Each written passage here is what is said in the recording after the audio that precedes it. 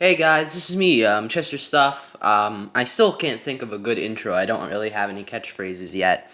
But today's discussion isn't really going to be a hot take or like an unpopular opinion, but it's going to be sharing what makes a fan base bad, what makes a fan base toxic, what attracts people to your fan base, and what makes it toxic.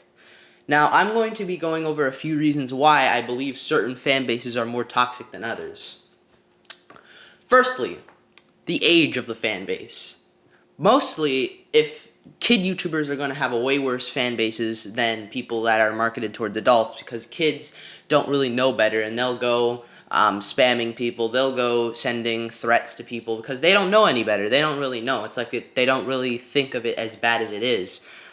They just think, oh, I'm just helping out my favorite YouTuber by spamming other people to die. That's a really big demographic. Like that's why Flamingo, Dream, a lot of Roblox YouTubers, like those type of people, like a Jake Paul, like those type of people, that's why they have a really bad fan base. It's because their demographic is very young. Even if their content could be marketed towards teens, which I don't really argue. Like people say, oh, Flamingo's for 13-year-olds. No, it's not.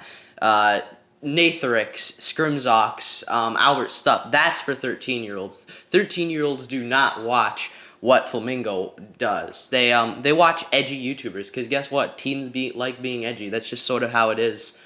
Um, here's the second reason. The second reason has to do with wow, the character of your content. If your character if your character is, supposed to be like, very, toxic and stuff, like Jake Paul, you have his really hyped up personality with a bunch of pranks and stuff. Like, people are going to try to imitate you. That's really what I'm trying to say.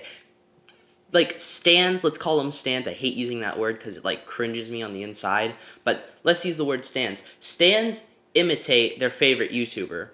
And when you're like a fan favorite of a YouTuber, let's take Flamingo as an example in the Roblox community because that's usually where most of my fan base comes from the Roblox community.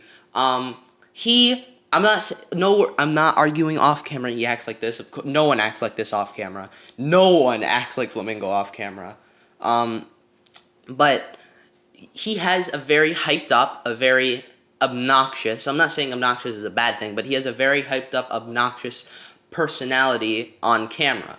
He screams a lot. He is, makes really dumb jokes, like, dumb jokes that would appeal to a young audience.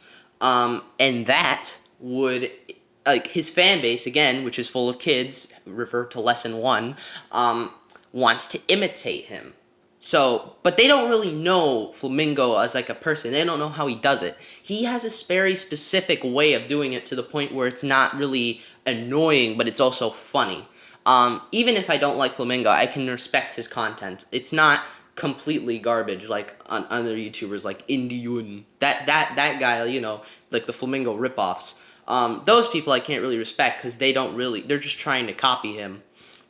But Albert, he tries like to make a personality, but he doesn't go too far with it. His fans, on the other hand, they go full out. They try to be as annoying as possible because they think it's funny. Like, oh, I'm just copying Flamingo. If he can do it, I can do it too. When they don't really know the basics of being, a fan, or like you're just a fan. You're not the YouTuber. You can't imitate him to a T. Like, how do I explain it? Let's take one of my favorite YouTubers and someone that everyone wants to create. A Filthy Frank TV. I reckon most of you have never heard of this channel, but it was very big back in 2015, 2016. He was very big and he had a very distinct rabid personality on camera. And once he stopped uploading, people scrambled to become the next Filthy Frank. We had a fan-made creation called Filthy Frank 2 that's not ran by the same channel. He has the voice down, but he's not really, like, even though he has the voice down and he can act edgy, he doesn't have the same Filthy Frank swagger. He can't really, like, Filthy Frank, the reason why he's so popular is because he was basically an insane he was insane on YouTube. He acted insane. Well, this person, he's sane. That's all I can say. He's sane. And it's like me trying to imitate the Joker. Like, I'm not the Joker. I can't do it. So people that try to imitate their favorite YouTuber always usually get it wrong. And that's why certain fan bases are just really bad, because you have so many people on a large scale trying to be as annoying, like trying to be funny like their YouTube persona, but it fails and it just ends up becoming bad. And again, they're usually probably very young kids. Besides that, I have no real other things.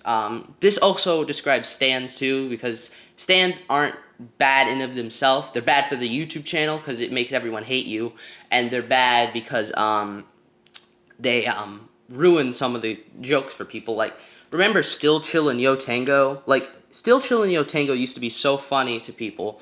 And like, unlike, Albert's memes, like Albert Stuff's memes, Can I Have a Joe? They didn't get overused, so they didn't get ruined. But Yo Tango and Still Chill, they got used to the point where everyone wanted to mute anyone who said Still Chill. It's kind of like trying to share a Ugandan Knuckles meme in 2020.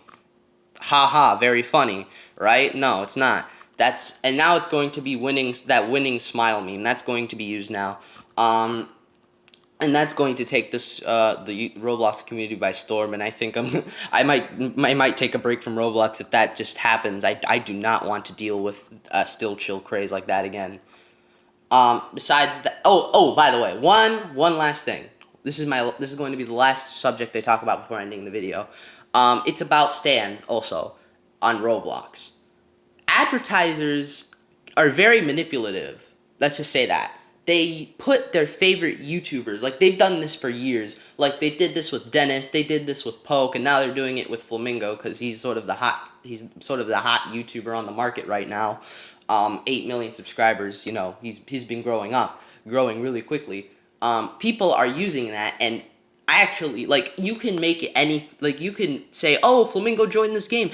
All the Flamingo stands that are obsessed with his triangle Phineas-shaped head, they're all going to go all the way to they're going to click that ad, and that place is going to get flooded, and it's going to get so many buys, it's going to get Game Pass sales, and it's basically like they're using a favorite YouTuber to grow, and that's not really, that's shady, especially if Flamingo hasn't even played the dang game, like with some of those prison games and some of those war games. Why would Flamingo, the most obnoxious Roblox YouTuber on the planet, the most, directed at kids Roblox YouTuber on the planet, why would he play a war game? That is not something he'd do.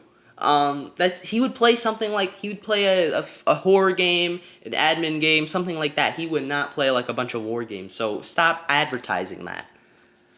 Besides that, I would like to see you all in the next upload, and hopefully maybe this can explain why most fan bases that are for kids that are pretty bad. See y'all in the next upload in maybe 4 or 5 weeks.